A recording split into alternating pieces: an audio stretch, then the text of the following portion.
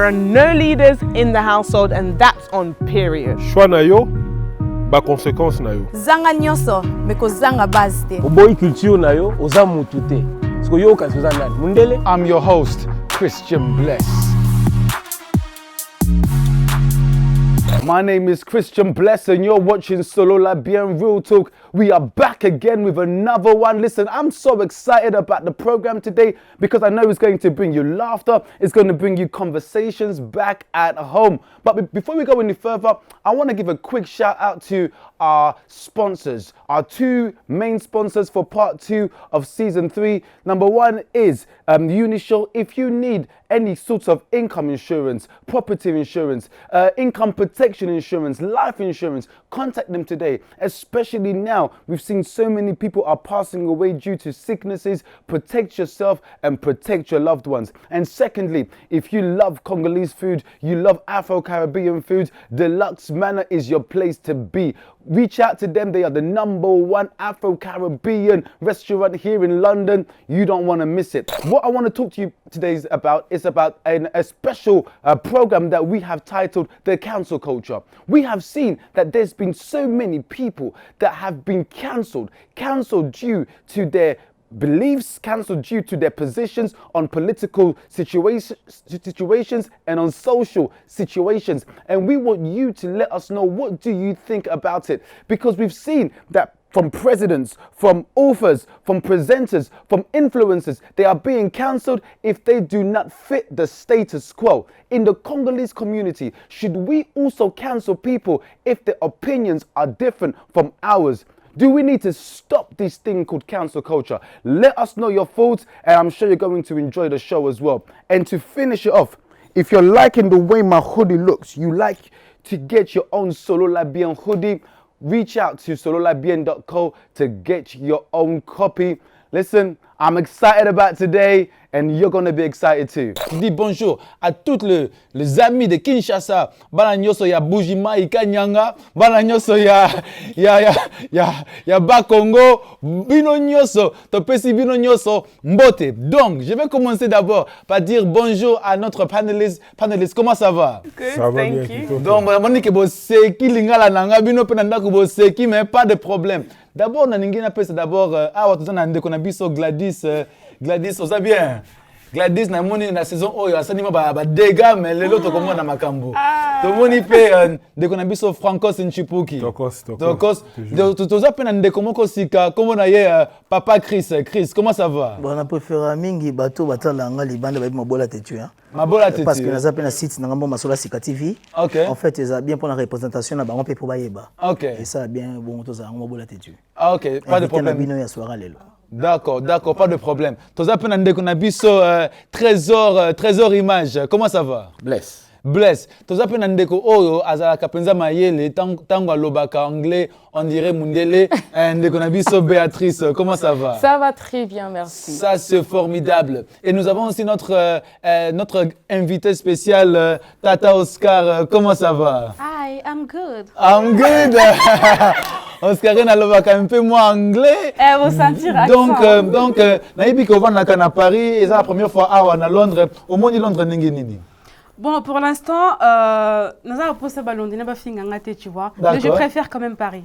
OK, Paris. Donc awa na Londres to na Brexit, donc to boy ba European, donc mais pas de problème, eza bien. Donc lelo to ko débattre sujet oyo eza ko déranger un peu communauté. Je vais un peu l'expliquer en anglais, après na kozongango na français au lingala.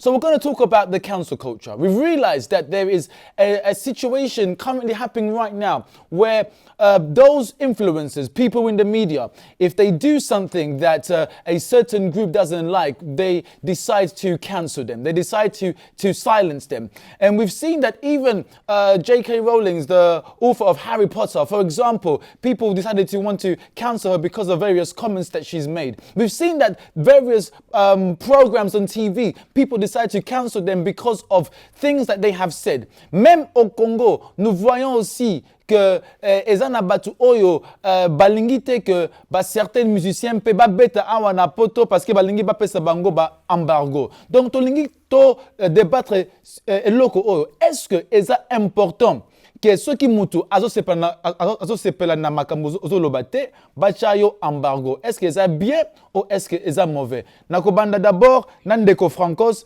a expliqué biso un peu mukie. Est-ce que c'est nécessaire? Is it important que ocha mutu embargo ceux qui azo soutenir ou ceux qui azo aider eloko oyo ozo lingate?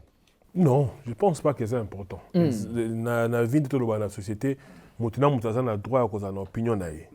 Et mutu a qui cause la juger cause la décision contre mutu basée sur opinion. Parce que le domaine bambo a vivre peut-être à prendre démocratie, tu as le bien freedom of speech. Donc liberté d'expression, tu liberté d'expression en français. Ce qui ngaille le bien loco, on se plaît dans l'autre. Il y a pas qu'on pèse opinion na yo.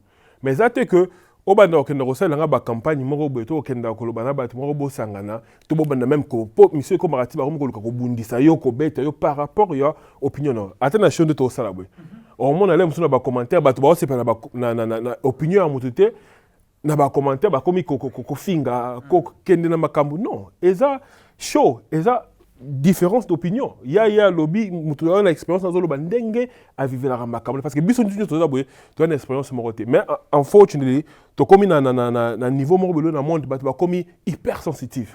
Donc ceux qui na lobby loko moko boye oh peut-être ceux qui ont 30 ans passés par rapport à l'orientation sexuelle à mutu moko boye ba tu basiliki. Oh koloba bongo ndengani on continue à Twitter et hindi.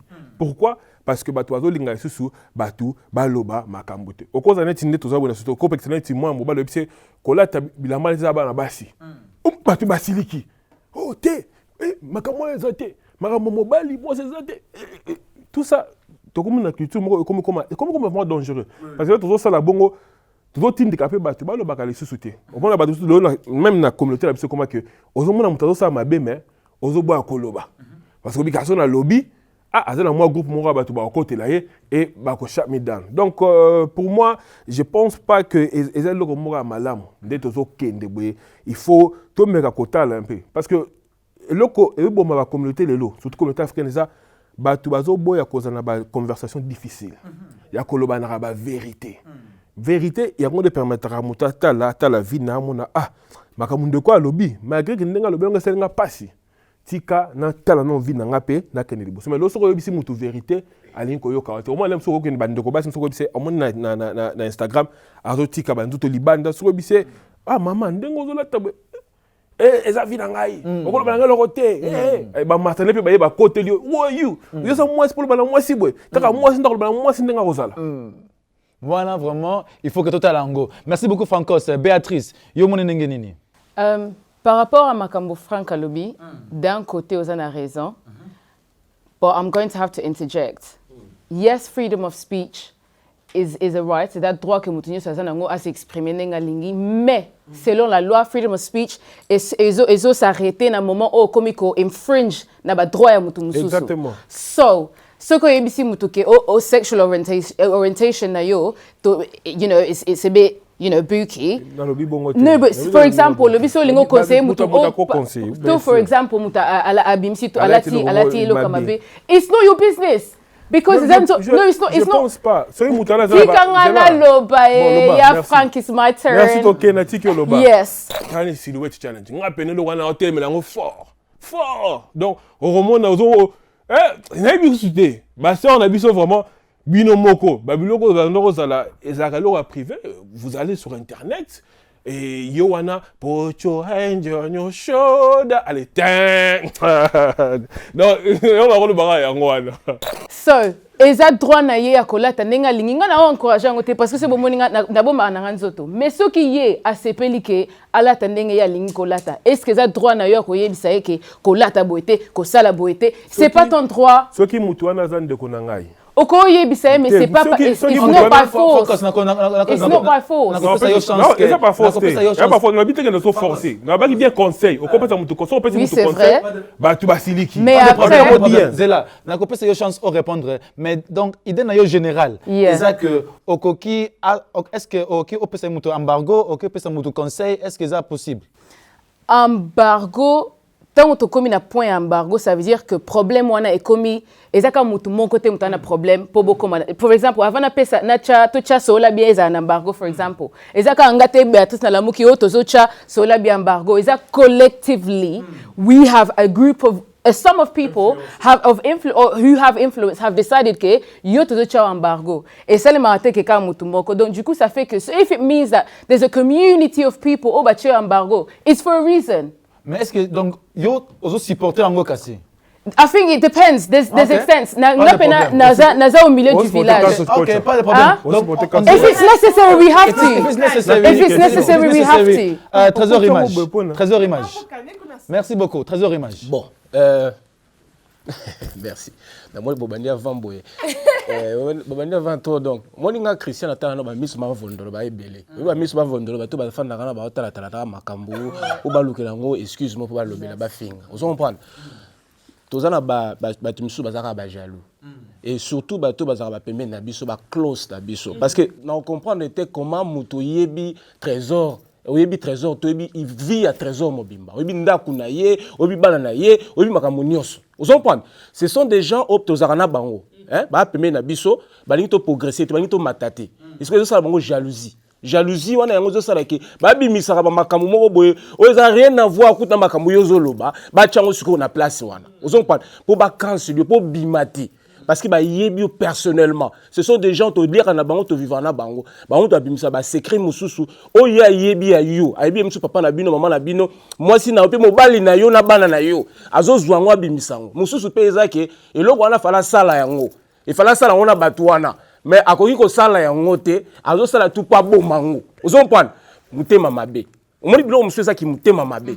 Mususu ezaki ozo koka. Ozo kokanuka ba vérité ti. Nena lobaka les rois de cancellation ezaki Hérode.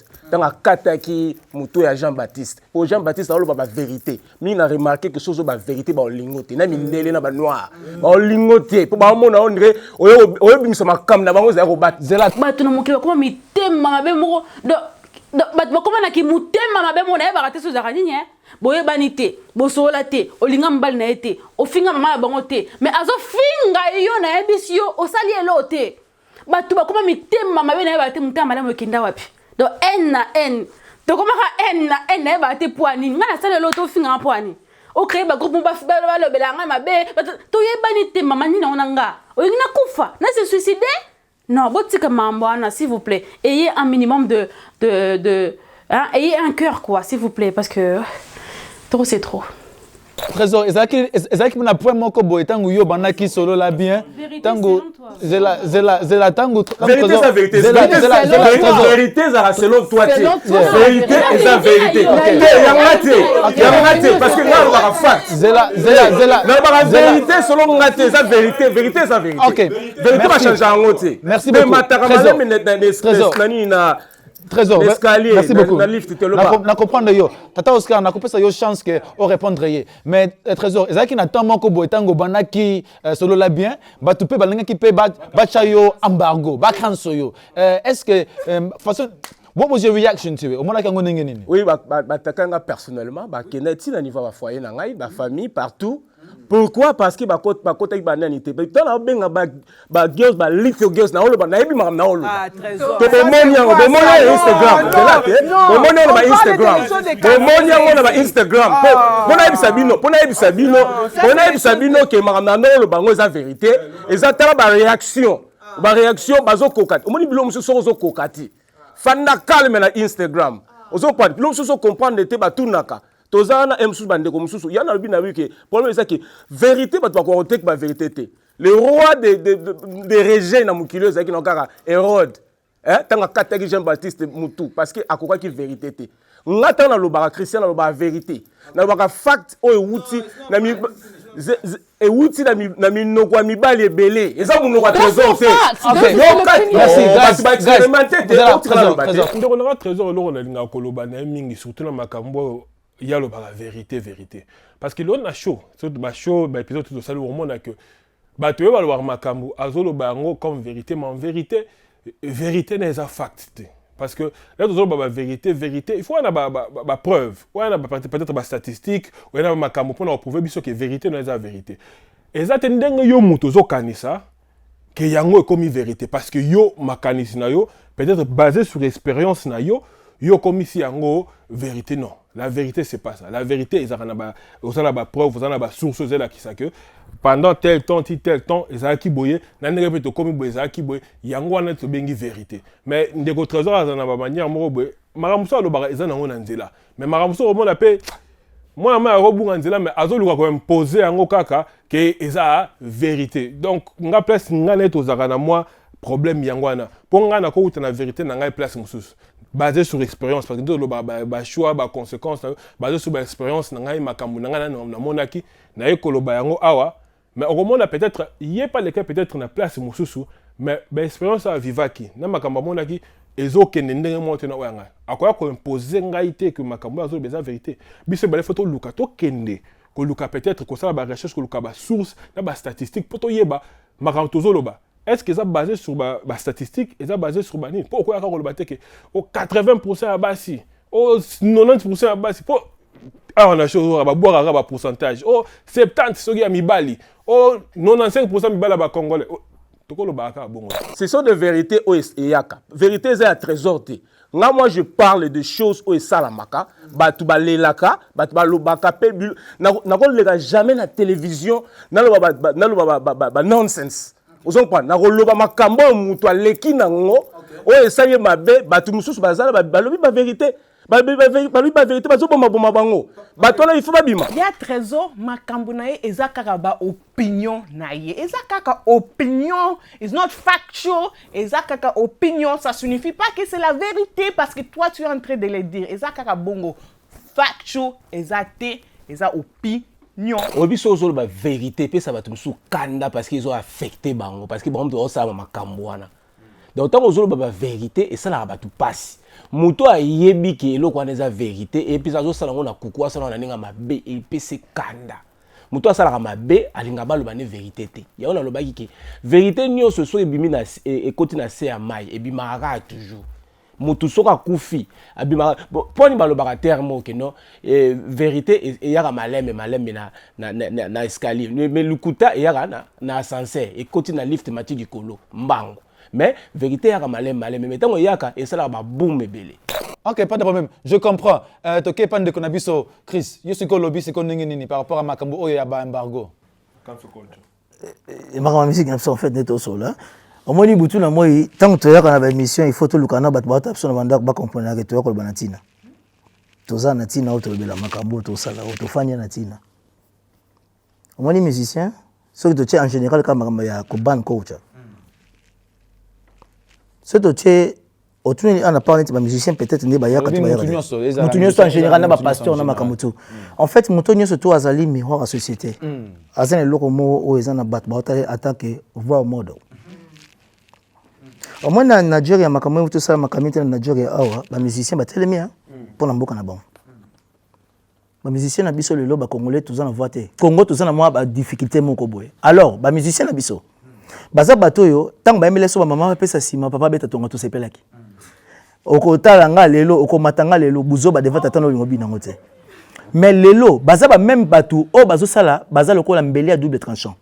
Tango bat bazana sengo bo bete so musique sengo mais tango passe ça bazali bato ko ba Myriam Makeba tango Afrique du Sud de continent tango passe apartheid ka bango bazo yembela bato musique sengo bango pe baluki ko yebisa peuple que notre fongola miso mabeza en fait musique eza ko mbeli à double tranchant comme c'est pelle sibina tango sengo na tango passe pe yango mutesa musala pona ko sunga bino alors nga ko mona ko band o ba congolais bazo band lelo c'est que ba musicien na biso bazo ko arriver te à comprendre rôle na bango zani ko za musicien na kati ya mboka wana. Pas si mboka wana pe tango bango mutu bakoza ta $1 na bango comme riche tango passe na bango poko ko aider bango soutenir bango alors tango bino tozalaki na tango bozaki biloko te bokomi biloko mais na tango passe ya peuple na bobeti carré mais bozoki ne soutenir quelque part peuple na zape na droit obandi mino so alingité pour message ya bango eleka na suivant. Ok, Tata Oscar, oyoki ndenge ndeko lobby.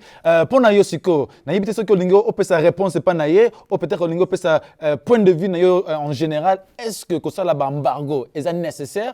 Est-ce que mutu oyo asali moi eloko na ye, ozana na capacité pe o canceller?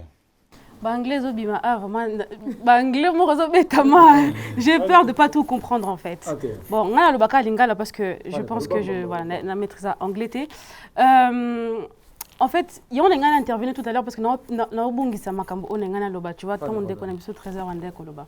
Bon je pense que son prénom j'ai oublié. Chris a plus parlé des musiciens et tout et tout. Bon, je pense que question de par rapport il y a boycotter Batou. Voilà. En fait, moi je suis pour que les gens donnent leurs avis. Moi, surtout sur la personnalité publique. Chacun a le droit de s'exprimer à ton sujet. Parce que ça choix na yo pona en fait. So ça pose pas le la mam naote ko poster sur Instagram té. On comprend, voilà. Mais eloko o ndé sikoyo. Non, ce que ça bon c'est que peut-être on finga au fondima. Parce que y a pas choix na ko poni. Oh, mais na mis sur Batou. Mais oui, c'est pas na ba jaloux. T'es jaloux té? Na lobi na ils a parmi ba groupe. Hein? T'es dans un tu continues parce que c'est déjà les premiers tours non dans un et donc on a zolingaté ils a acharnement on comprend au bien à collège chez nous moi j'ai étudié au collège ils a bana au mususu akoyi komi boma pour acharnement on comprend c'est très très dangereux au moins ni mutu a lingioté azotinda batu musu ba linga opete comme kindoki tu vois chacun sur lingate premier mais c'est quoi point ni ozo créer un groupe mo contre ngai et tout ce qu'on zo lukani en fait na kufa ou quoi c'est quoi soneti na mi bomi on va dire mes condoléances à la famille Kindoki. Tu vois? Voilà, acharnement de Nazoboya. Mais sinon, chacun a le droit de dire ce qu'il veut, chacun a le droit de donner son avis, il n'y a pas de problème. Mais Siko, pourquoi est-ce que dans mon avis, il y a un trésor qui est un peu la différence ou Siko? Parce que papa trésor à Zoloba, mais bien que papa nous a respectueusement cassé. Ok. Les femmes congolaises très respectueuses. Voilà, femmes de valeur. Ok, merci. Parce qu'en fait, j'ai l'impression qu'il y a Azul Makambo trop personnel. On a l'impression qu'il parle plus de lui, en fait, tu vois. Jaloux, le moins bon et tout. Alors que je pense que toi, tu demandais par rapport au fait que boycotter Batou. Tu vois ce qu'il veut dire? Et puis, on a trouvé Mambalo un peu contradictoire. Parce que sur le réseau, que Batou, Baza jaloux parce qu'il y a le vérité. C'est que vérité à l'égard naïe faut ndimango. Il faut dire que ça vérité na bango par rapport naïe. Je sais pas si vous comprenez. Voilà. Donc ceux qui a le but que Batou baba jaloux parce qu'il y a le but vérité, c'est que vérité à Batou on a yé faut ndimango. Sur ndimango c'est que y a pas comme jaloux. OK. Ziko. Dans zonga. Image que zonga. Gladys té. Ayo. OK bon. Bon, au moins le problème dans le baka, trésor image à l'obalikamo toujours. Basi ba congolaise des fois bazalaka ba problème il y a compréhension. Basi ba congolaise des fois ba na problème il y a compréhension. Oh, excusez-moi maman na lobate femme de valeur afanda calme bongo te ah o linga sona lobika photo na lobaka te na lobite femme de valeur alobi na zuma kambu alobi na nga makambu moko tala nga kutu na boya ko tanga ne komba Gladys na boya ne otanga komba Gladys parce que batu attaquer Gladys personnel moi j'étais contre ça on a utilisé nga moko pour comprendre côté ni na okende pour na boya ko utiliser exemple na ye pour na nga parce que ba ndeko belé ba solo mabe ba solo fou vous comprenez donc Gladys a la vérité na ye o ya moni eza bongo parce que Gladys a ye mon côté Gladys a représenté ba sœur belé ba bongo ba na même catégorie a la vérité a moni eza opinion na ye selon ndenge ya kanisi nga na toujours pour y être mais na utiliser comme comme exemple on l'a utilisé na utiliser ngamoko bolinga te Yesu nanga ye azali nzambe boko sala nengo lingi matakita soki okufela nga na vie nanga te so makila na yo etangela nga te oloba nengo lingi robobobo sala nengo lingi I serve a living God nzambe nangai boke ne kotanga salm nzambe nanga za nzamba vengeance mikolo nazo sambla neti David nzambe azula kanga vengeance moko I don't care I said what I said and I stand by it bokoki ko kaselenga pe te pour kaka Yesu ako canceler nga. In fact, la Bible dit il faut pas avoir peur des gens qui peuvent seulement canceller si on dit comment en français na nga bien te. Ndiko banga mutu akoki oboma nzoto te, banga mutu akoki oboma nzoto na sol na ngai. Bino boki osalo te. Bolongwa kuna ka. Franchement, allez bon canceler nan. Nazongi ce côté na yo. Maman. Nga ozo ma personnel ti. Ozo prendre. Ça fait 23 ans dans la média. 23 ans. Nazo ma personnel. Sur les ozo ma personnel. Mais déjà c'est na koya kala. Bilo il faut le bouc à Lyon et bouc à Lyon. Grand à Lyon. Non, nga na lo baka par rapport à Mamolo. T'es ce bisoté. Nga à Lyon. Lyon a banga na eti. Na calme. Ozo prendre. Mais le problème to lo beza likambu ya ko boycotter non d'abord. Nga na lobi ba jalousie. Jalousie pas ngate parce que dans un entourage à ma bête. Parce que bon n'a jamais côté moi mutabimisa ma belle en public parce que nazala pe na babuzo bati. Na tambola bien. Yango tana o lo ba bongo. Jalousie to lo ba par rapport ba ndeko mususu. Na pesi exemple. Eza ba ndeko mususu ba na ba problème na batu mususu ba ke ba koti da milieu ba combattre pour ba boycotter batu mususu kuna. Vous comprenez? Voilà c'est la réalité auto vivre ngo. Eza problème musicien a un problème koto a utiliser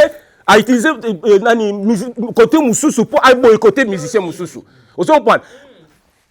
Combattant moko bien mutu moko boya c'est un problème personnel na musicien, problème personnel na répéter problème personnel ba botole moi si pas musicien ba ça bêtise wana musicien botika masolo wana ya kozoka ba sa batu c'est ça pour ba kisi na botika makambo wana donc ba musicien bele ba sala batu mabe oyo ba mbe ya bien pe bazali ya bien bazali on prend ba sala batu mabe ya wana jalousie la toke ni musika tenangi na yeke to répondre peu na ye ya lobi ke yo ozoloba ke non parce que you are saying la vérité, yango wana batu bazo boya ba vérité wana. Mais yo ce que zo lobake peut-être vérité na yo eza lokuté pas bango. Donc ça veut dire que yo peut faut que o accepter et loko bango bazo le paper. Christian.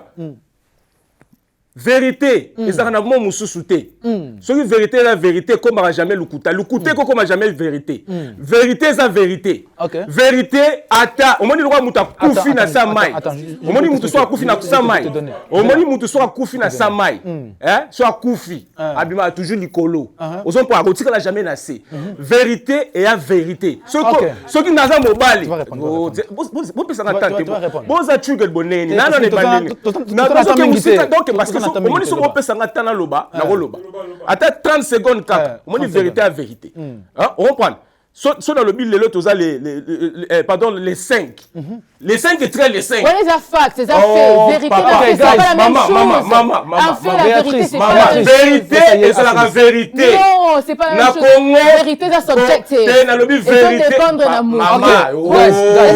On te laisse ça si tu veux. OK, Trésor. 10 seconds, on a pas si vérité. On dit le problème c'est la sœur Nabiso. Tant bon la vérité, they don't take it. OK, pas de problème, la comprendre.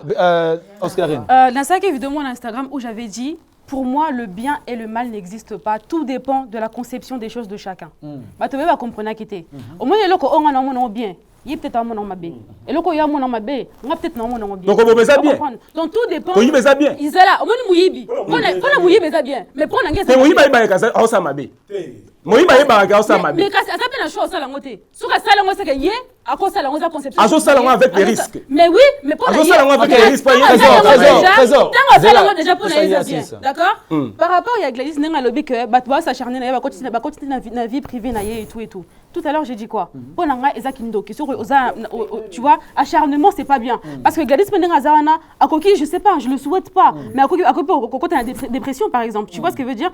C'est pas bien. Mais bah tu vas passer ma vie na bango là il faut accepter pourquoi parce que Gladys Loza sur là bien à ça public tu vois ce que veut dire moi ça fait 5 ans que je suis sur les réseaux sociaux les bandelières au fond de rabe mon fingo maman na au salé loté tu vois ce que veut dire tu pouvais péter des plombs mais vu que c'est la vie que j'ai choisi je me suis habituée aujourd'hui tout va bien et comme le commentaire on na tel on a aussi kananga parce que muto a fini na bon tu vois na ma vie na raté pour naie et puis j'ai choisi d'être public donc bah avis à batonzo zwango et là aussi comme ngai et non mon kamabe ezande acharnement ko créer ba groupe moro pour rendre mutu malheureux ça c'est pas bien tu vois ce que veut dire.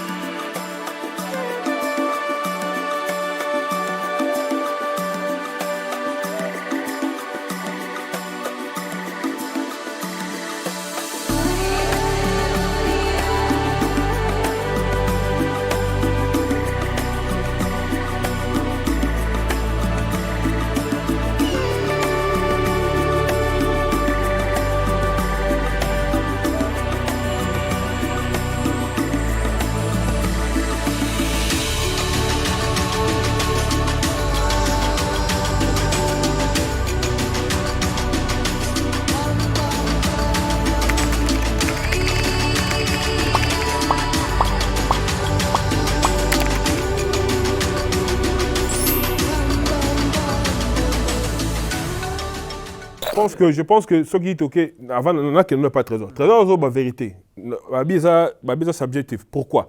Ngai na kosa na sa eloko mobe. Par exemple, mbila kangi ngai.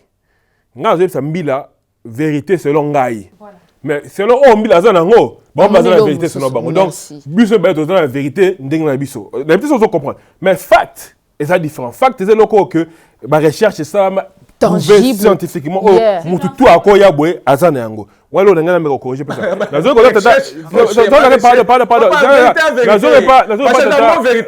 pardon yamo mona ba tuso ba nazo pas Oscar le dit que soko mutu public faut accepter ba vie à battu. Oui, on accepte la vie à battu, mais pas les insultes parce que c'est ton milieu toujours accepter ma vie. C'est des avis constructifs, bien sûr. Bien sûr. C'est ton refant de to comme accepter que mutu mo azoya azofinga yo azobomba na sima ma vie. On est comme le ramabe. Parce que la communauté na biso par exemple la communauté congolaise. Oui. Ba te belé, ba comment le poids pèse sa opinion de l'autre côté. Il y a on préfère du raccourci à fingo. Ça va mon que challenger intellectuellement parlant boy, azo ko répondre à fingo. Mais sauf que déjà choisir comme personnalité publique et que zo vanda hôtel ba finga OK musikate. Ya on la bi. Oui, OK musikate même. C'est comme ça partout. Il faut que ça va que kofinga za mabe. Oui, mais je pense qu'ils le savent. En plus moi je vous parle parce que je sais de quoi je parle. Moi j'étais victime d'acharnement, hein. Tata Oscar vide de dos. Bon, et puis vide de dos. Vidéo pornographique et bim de nulle part ba bio ezanga donc ba to bazo benga en Twitter t'es entêté na likamboye belité téléphone sonné mabe ba taguer boy mabe ba commenter ba finga mabe et tout. Mais imaginez-vous si j'étais pas forte psychologiquement, ben européenne sous dépression, hein, vous savez, c'est pas tout le monde qui est forte comme Tata Oscar où il y a un bad buzz sur elle et puis elle fait comme si de rien n'était. Non, il y a des gens qui se suicident, il y a des gens qui tombent en dépression, il y a des gens qui vivent mal à cause de tout ça. Donc c'est vrai que ma personnalité publique boité, mais quand vous commentez ou quand vous dites des trucs, faites attention à ce que vous dites parce que ça peut faire mal, ça peut détruire une vie et prenez ça en compte. Ba Niger bazaro na moment ensa, soko kena ba Nigérien tout. Okuta même na ba profil na bango privé. Bazaki ko tia makambo ensa sana. Mais biso au moment na batu bazolo ba mena profil na eloko moko te sur le Congo. Mazo attaquer Didi Stone, azo attaquer Jenny, azo attaquer Fali, mais yé moko na compte na au moment na sana ko na zule mon tabananga, na sana nini, azo vivre vie.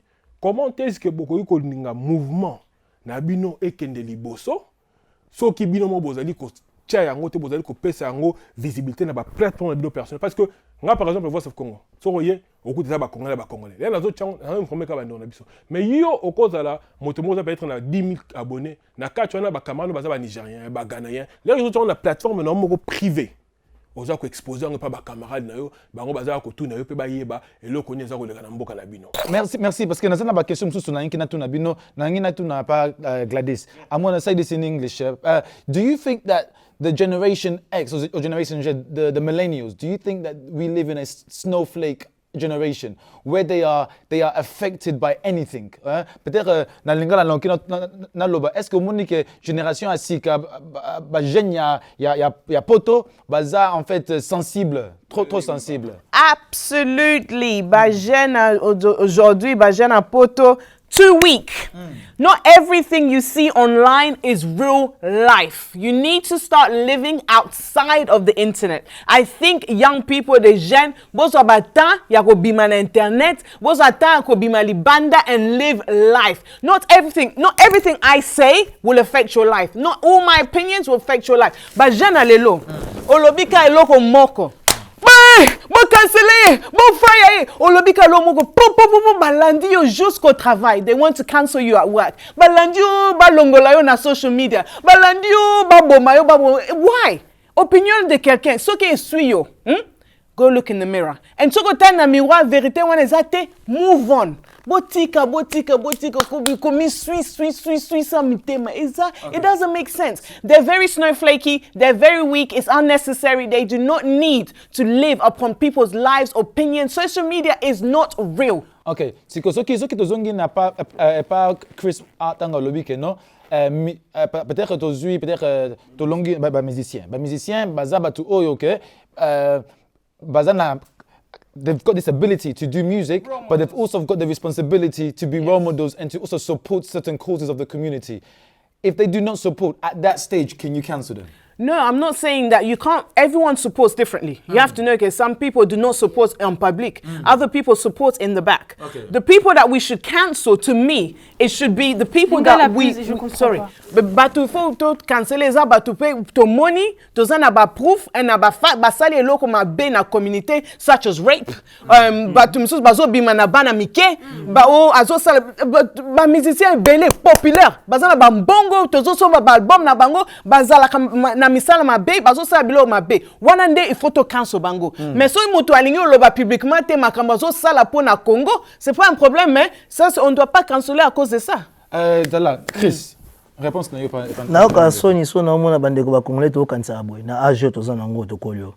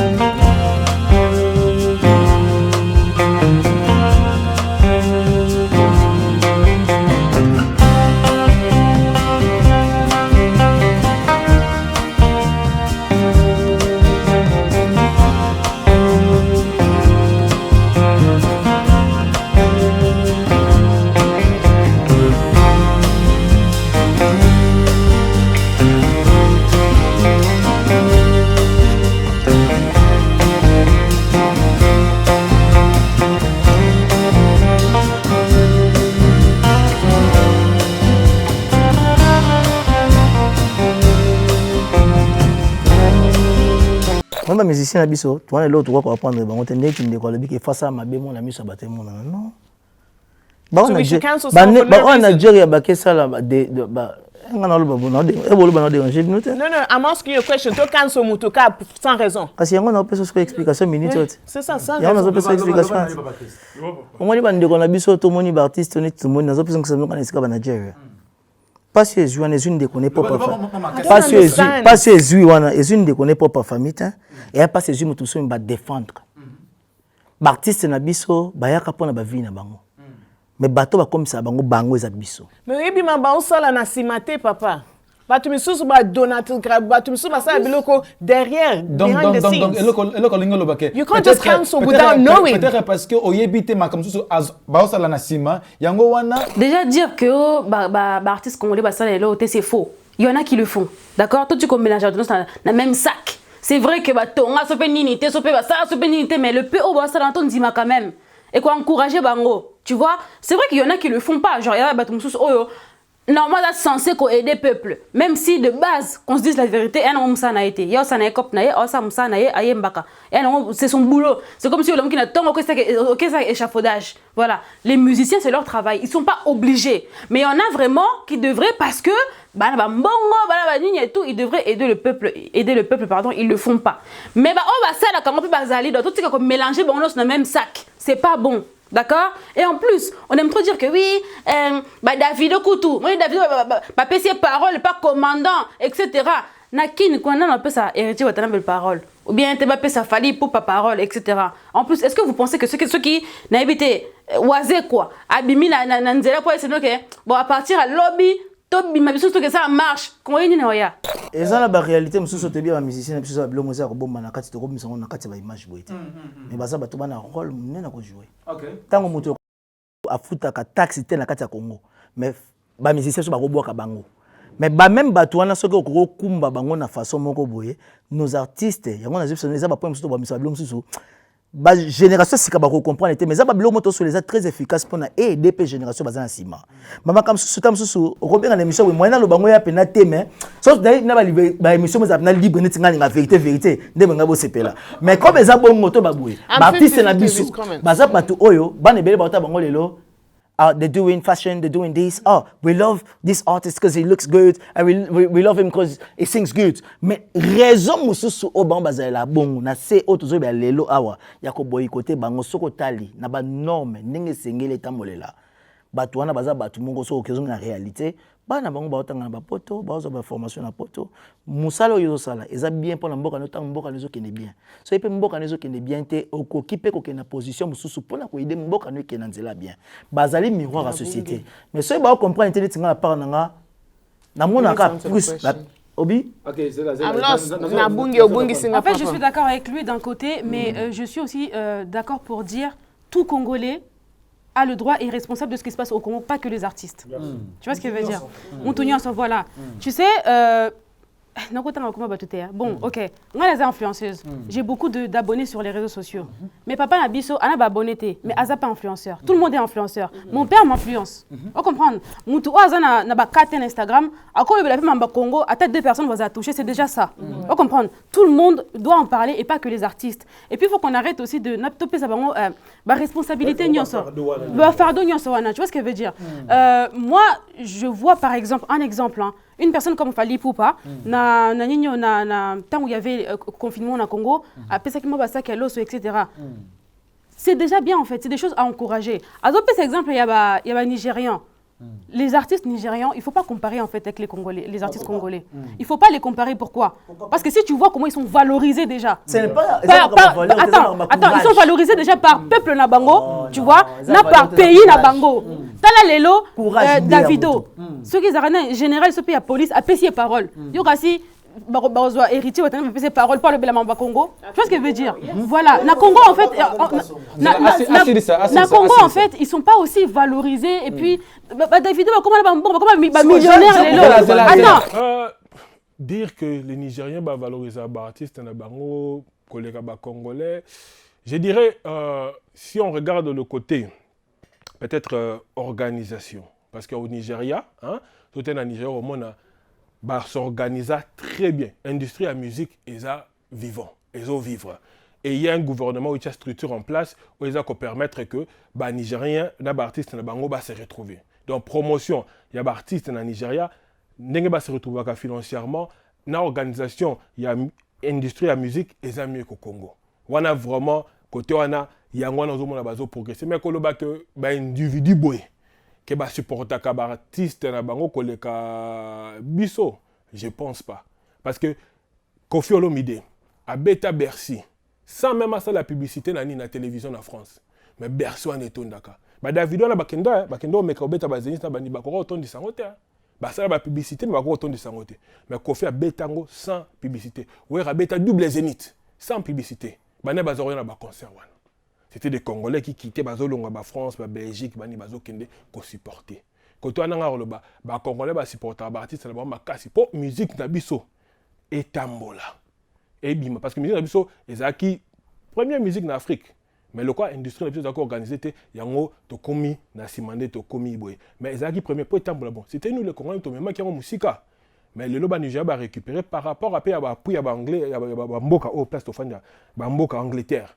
Et supporter le mouvement Afrobeat et belé. Mais en France, Belgique, Mboka, net Belgique, coloniser mais supporter la musique na bisoté. Tika musique na biso bon. Mais les Anglais, le mouvement Afrobeat est juste succès mingi qui travailler dans le monde grâce à l'Angleterre. Mais biso succès na biso outa et pas na biso mo fanatique. Donc même la musique na biso libanda sans soutien au gouvernement, sans soutien, il y a beaucoup de coloniser la biso. Donc tout même musique na biso libanda musique ça a succès macasse. On a eu de plus grands artistes du monde. Papa Wemba, tout ça n'a Kofi Olomide, même Fally Ipupa aujourd'hui. Namuki Azanango, vous soutenir ceux qui sont fanatiques avec un warrior. Ça n'a pas voté. Donc, quand on a l'industrie musicale dans Nigeria et l'équipe industrie musicale dans Congo. Mais quand on soutenir, non, biso to soutenir un artiste. Évitez ça, va comprendre, Wanga. Limisangai, là, sur les 30 secondes, 30 secondes, 30 secondes, le fait, Yako. En plus, tu as raison. Dans Nigeria, génocide, ils étaient pendant ceux qui commettent des actes. C'est pas la même chose. On va même 30 secondes. On va commencer besoin de Nanzela. Et ça m'a camuté que musicien Nigeria, bazan ambongo, bazan niveau bekenete. Et ça problème, il y a courage. That doesn't make sense to me. You can't cancel someone because they're not doing something that you expect them to do. You're only responsible for yourself. Vina yo. So yo lingo sale loko kendo ko sale. Ko zola mutu kanda te po lingo sale loko yo lingite. It doesn't make sense. Vraiment, comment peut on fan di po lo bien? Ne mutu ana sale lo ngana lingite. Il faut pas canceler, il faut pas longa. Ozo loba. Yo ke personnalité. Soni ezala ka frite. Botika makambo yo ko. Au moins les artistes nigérians. soki babisi peuple loto bimana nzela baobima biso soki artiste moko esi peuple banofinga yebeta miziki na mais attends soki moto azodaa don apesi basaka loso etc baofinga ye sikoyo esaka courage ozoyesa bimana nzela bamusicien bele basalaka mpona bango moko bakipaka kutu te des fois kutu bamusicien mosusu bafutaka bango te donc ozomonaka ezosala bien mingi te donc omoni bamanda nano eloko na kati ya ndako nono d'abord bamusicien na biso bana kofuta kutu problème wana ezala super problème baproducteur ya bien mpe fo bamonana bamusicien na biso fo bana kofuta na bamusicien na bango nano d'abord après babandi kokipe makambo ya Congo faut contribuer elo nini osala te mpona mboka na faut osala quelque chose ozokotisa parce que eza peuple wana nde moto bazosala yo ki ozala soki yo ozo contribuer ne fils qu'un petit rien quelque part aux côté ata moins ndam ata 10% na yo ozo tiango na ba charité et ko encourager ata ba individu normal pe ba sa biloko mususu tozana ba nebele baza ba shege to ko sala ke ba mission ba ko sala ke asali ba sata ba centre de formation ba jeune shege wana bazo ata moi ba misala et ça la makana même AP eza ba mise pe ba idana mo ba jeune eza na nanga mabete ba mikolo na biso ba eo de lidon c'est-à-dire ba koko na biso baza wana misu bana ba problème ya ba misu amona kate eza na ba cataracte ezali opération mo soki ya $170 $170 ba ko sala moto opération ba nyomo na lisusu eza na ba poste za na lisusu ba makambo bongo ezo sala mato parce que un an d'abord ba koko na biso wana baza ko ba bibliothèque vivante bazo kufa bo ba tikela biso lo mote ilo ni to apprendre par na bango ba mise ba tala ba caisse ba kaya ba orphelin ba tala ba kaya ba veuve baza na posa ba aide na bino ba musicien bo aider bango oya muke ozana ngotango yozo sala biso pe ba individu pe to kolanda et sunga nani mboka na biso côté gouvernement zo ko tia lobo côté yo ko chaper pour contribuer parce que tant ozo ça isa bénédiction pour la musicien pas opéla sous ma casse banoma que musicien oyo a crédible. Merci beaucoup Beatrice. So just to kind of bring this like to a conclusion here. So what do you think the people need to do? So do you think that what advice then would you give somebody who's a musician or who is an influencer? Do you think that they should also carry the burden of the community with their roles?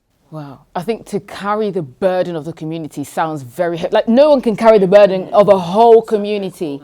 But if I'm going to bring this back to what's happening in our country and has been happening for so long, pardon, Skarine Nabosani. Makambo ezosala na Congo. Et tellement de temps que tamsou ermo batubazo kokate kolobelango chaque jour parce qu'à un moment on doit dire que on va continuer avec nos vies, oui, mais at the same time faut toyeba que ceux qui peuplent ezo senge loko bango tamsou bazana pouvoir ya ko bring change wanate. You as people who are influencers or people who have influence both à la paix à mesure ya ko how can I say to bring the awareness. Even if it's not, t'as pas besoin de dénoncer quelqu'un ou quelque chose, mais juste qu'au bring awareness, boy, ça va tellement comme ça les cas, boy. Après cela, bah tout le monde va avoir conscience, t'as m'sou que nous ça, bah recherche, bah y'a kita, les cambozo ça les manabo cannabiso et ça boy. Et l'oninga en tant qu'individu, je peux faire pour améliorer la situation. But to say that que bazwa burden ya Congo mobimabala tango bango moko, it's impossible. They can't do that. But I also do agree with our brother Chris, who said que they also have a role to play because there's an about bele tamsusu balanda kabango. So I think it's 50-50. You can't do it all, but when it comes to a time where il faut koloba parce que mo tango bango pe ba encourager makamba mabe biso pe peuple pe oromona pe bozola na makambo wana parce que they have a role to play. As much as we don't like to say it, can I finish? In an extent, they have, like for example, Obama can't do whatever he wants to do. Magaza président du sous-souté, tellement Azaki déjà president of a country, vina for lead and go a certain way, whether he likes it or not. Pourquoi? Parce que batubazo talaye. I think when you are an influencer, when you are a singer, when you are a singer, whatever it is, when you are in the public eye, is in a certain way for me la makambuna yo et puis pepo na mboka na biso, which I always talk about. I think our musicians should also baz jouaka role wana yako alerter, je sais pas comment on dit, informer les gens. Because ceux qui biso moko ba congolais to lobela ngote, mutu o lobela biso azate. So we have to also play that role. I'm not saying que bo lobela ngo chaque jour tongo midi poko to loba makamba Congo, but we have to talk about it. We have to talk about it. Bino moko kaka. So bandiko tsoto bandiko bamba Congo, bino ba influenceuse, botika, bolong bakuna, est-ce que boyebi ku Congo ngo, bino bokola na France. Yo, quelqu'un qui peut pas vidéo na yo, etc., etc. Mais en même temps, surtout le bélon pété, oh bah le bélon monté, mais faut savoir ce que vous voulez. Quand on en parle, bah congolais, bah compatriotes ne biso, bah on moko ba au fin biso. Quelqu'un qui peut pas vidéo na yo, mais qu'est-ce n'a pas na qui peut pas vidéo na yo comme que le bélon monté. Mais attends. So bino on est que bien l'équipe sont qui congolité, boké na kin boké ça désordre pour dire que lingi mboka na bino ko de kabiso. Je suis congolais, je le resterai et je parle du Congo, mais yo so za mener combat na par rapport na ngati. Ba misa biso basala kango. Ma bena biso za la basala kango to tchaka bango poité. To critique ka bango. Fallait il y a des vidéos oh toko kene so kene fallait les kana ba France 24 ba RFI a lobela makambo ya guerre zoleka na est. Inos bi dernièrement aye a wana France a lobby clairement makambo zoleka. Mais ba tu ba zora biloko wana ba amplifier kango te ba raison. Donc encourager ka bango de ba ko finga au moins ba ko finga bango plus que ba encourager. On peut par exemple nga za la plateforme. Les missions fallait à comment qui va biloko ache sur makambo ya ligne ya Congo's Bleeding. Na chabo ke fallait à dénoncer Maraboubi. Batu azo ko baka bo poso bi misanjembu alongo akuna bandi ko finga. Même ba Oscarine là ba zako chacha na ba influenceur so ba Jenny bango tout. Na zo biloko na che ba au lieu ba encourager banana ba fingi bango. Comment est-ce que bolingi bato ba na influence makasi ba tia point na combat tant que ya mike bazo sala bozo accepter yango te bozo quitter bango bozo finga bango soko le belengo mabe soko le belengo bete mabe at the same time priorité na yo en tant qu'individu quand tu le fais faut ezala te ke na osala ngo po bato boye baloba faut ezala po yo no way it's because you're defending a cause if you're defending a cause yo zo croire na cause na wana bien sûr mais yo c'est ça mais ezapé mabe parce que ko décourager mutu parce que mutu komi lobela next time so makambo ezole kesusu na kolobate parce que l'instant na lobaki ba finga kingai Gladys alobaki na bien ezana bato basala misala na bango na CC bazopesa ba fonds bazopesa ba mbongo na ba charities et tout azana ina raison mais ceux qui osa social influencer ceux qui osa musiciens osa artistes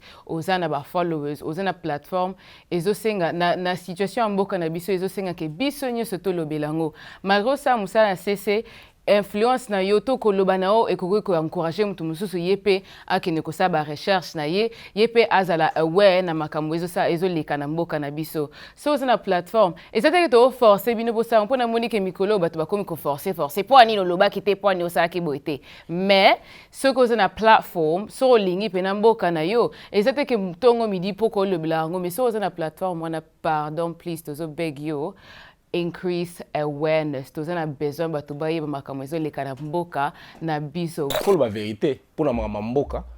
Soz un patriote à zoa ça dans motute. Un patriote à ponara ninta ponara et loko eza bien pour na mboka. Ata ba lobby mabe, ata bazo ba mabe na aussi longtemps zo ba vérité, ozo ça bien pour na mboka na yo. Ya comme te comptera de plus.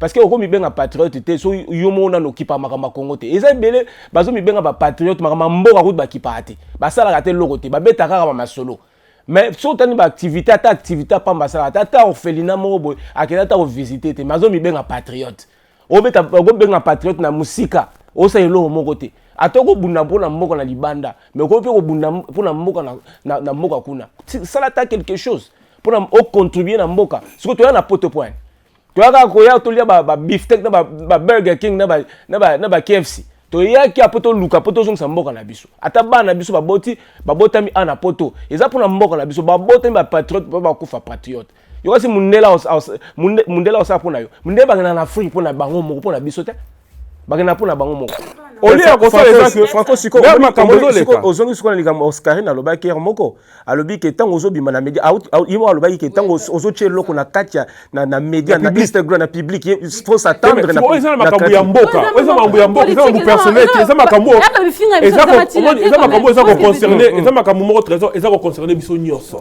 moni bana wana baza na poto a baza na bana ba influencer baza na ba vie na ba même les musiciens bana ba vie bana ba mbongo na bango acha likambo Congo acha te changer vie na yete mais tant on t'a vu tant naé a vu a commis ache neti la fille Jenny la danseuse a vu a commis abi ke bokendo ko signer pétition à docteur Mukwege a plus de 1 million de followers là ga tchenga na tuna kaboli ne ba commentaire ole batu ba encourager mon babandi ko finga longa kuna kendo robina il fallait boy côté on a pas je me dis mais comment est-ce que basa la nini Okay. All right, guys. C'est un problème. Il faut changer mentalité. Si nous encourager, parce que là, on la mouké. Tu vas nous dire pour la mouké. Là, on va dire il y a mouké na sali. Il y a mouké na sali. Bah encourager. Alors ça, là, c'est un mingi liboso. Mais d'accord, le ballon mot de Franco, c'est. One second. Donc, la monique tellement sujet ezana ba point mingi to kitoko tango na domaine ya social media to kitoko tango na domaine ya ba embargo ya musique to kitoko tango na ba domaine plusieurs embargos mais to monique en fait the general consensus is that it has to, if you're going to do something, what you said, Beatrice, nakolobango na anglais que na s'exprimer bien, if you want to do something, it has to come authentically for yourself. You can't be pressurized to doing something because then it's no longer doing something for the helping of the community. Now it's like, yeah, for people's eyes. And also that can also have mental issues, depression issues, which Osirine mentioned. She mentioned that earlier on. She said some people, because of certain pressures or because of certain comments that are said on social media, they can also have mental problems and mental illnesses. So although people in positions of influence has a responsibility, but also we that also watch them and follow them also have a responsibility as well. And Osirine mentioned, no, you yourself, you may have only 5 people that follow you, but you are also an influencer. So you cannot put all pressures on people on the bigger platforms. Parce que namona ki na place moko ke batu mususu bazo loba oh no loba makambutel to ke na ba page na bango moko eloko te. Donc ozomona ba hypocrite na ba hypocrite. Donc na communauté faut que hypocrisie wana et si là. Mama nanga na lembi bandeko nanga ba Congolese na lingi pe ko benga bino bandeko nanga te ntango Solola Bia was coming out, yeah, at that time NSARS Congo is bleeding was trending yoka bango Solola Bia is a distraction, Solola Bia show moko mabe, Solola Bia batika, why they bringing out a show, they're so insensitive, they don't care about Congo. Okay, Solola Bia is we break na muni ata moko na bino te ata moko ti na platform na bino bo continue Congo is bleeding. Na platform na bino bozo share makambo is happening in East Congo. Na platform na bino bozo share ba orphanage. Na platform na money te. Boza ba tumoko fake. Cancel culture bozo fake. Well, like même the word fake. Na is that mono note boza faker than fake. Comment dit fake na lingala na ibite me boza false. Aningi ke opesanga demo trésor opesanga demo après to clôturer. Gladys. You can't cancel anybody that hasn't done anything to you. However, we as a community have a responsibility to cancel individuals that we have factually seen doing evil things. That's it. Image. Pour nous, on a besoin so za patriote. Donc so bunda otala batute so ba komabe ba komate ba oloba te. Si tu es un patriote atala commenta mutute apesa ka message ekende pour ne sunga mboka. Ok, donc Trésor Palobaki qu'il y a un patriote, un Jean-Baptiste, il y a la communauté qui défend les Congolais, men. Akufa, Akufate, Akolobango, Trésor Image. Maman, est-ce que vous en avez 2 mots, Yasuka? Non, 2 mots, Zaka, Elo, Nocho, Loba. Donc, je pense que j'ai été assez explicite et clair, donc c'est mon avis. Si, c'est la moni batounia sur donc, merci beaucoup. Bon, on a besoin de ce Ozaki, moi, émission Moko, un peu de diversité, moi et belé. Donc, my name is Christian Bless, and I'll see you again next week. Bye-bye. You're watching Mr. Bless Final Thoughts, and on today's program, we spoke about cancel culture. Now, we realized that in the Congolese community, cancel culture has started a long time ago. You know, if you have a child outside of wedlock, you know, you are cancelled. If you are a divorcee, you are cancelled. But let me let you know something. If people and men, women have tried to cancel you because you've done something that did not fit their narrative, they cannot cancel you. No one has the right to cancel anyone that hasn't done anything to hurt anybody. But if you are watching me and you feel as though somebody has tried cancelling you, the most important question you have to ask yourself is, do I know who I am? Do I know my purpose? Am I doing something good? Am I doing something right? If you are, then keep on doing it. You know, I'm supporting those that are fighting through in spite of different oppression. You know, I want to support somebody that's been watching that feels as though, yes, maybe social media isn't cancelling you, maybe your family is cancelling you, maybe your community is cancelling you. As long as you are true to yourself, you know what, I am with you. And I also want to let you know that, guys, yes, let us cancel rapists, let us cancel murderers, let us cancel people that do atrocities, but let us as a community support each other so we can go further. Let me know what you think, let me know your thoughts. I want you guys to comment, to like, and to subscribe. It's your boy Christian Bless. Mobali nini awa ndeka to van na UK to na Europe to na mukili awa azoko linga te mwasa botela mwana mibani suku akoba akuta na mwasi mbana moko botela ngana nu mwana eza lukuta makambo eza lukuta na ba relationship mingi soki kaboni surtout na poto 90% eza la pona basi bana soki ba souffrir zela nana ngolinga mutu abotaka dans les vides akota kutungulu ngo bazati Deborah na webisolo mo boye il faut faire très attention na ba masolo oyo ka rapport ba master na yo relationship is not going na rejoindre minam that's what I'm talking about parce que azolinga adeborde makanga na oloba I'm not gonna have it for oloba nenge bali no I'm not gonna have it don't give us the definition of it don't give us the definition biology is so simple we're talking about a woman that knows the relationship is not working, she'll still lay down with a man and get pregnant. That's what we're talking about. That is always something about definition. We all know what trapping means. Simple. Basi belé soka kanga mobali. Ndi Gladys alobaki eza ou soit aza ko accepter te que relation sili ou alingi a retenir toujours mobali. Siko babosa na que mwana akanga mobali te.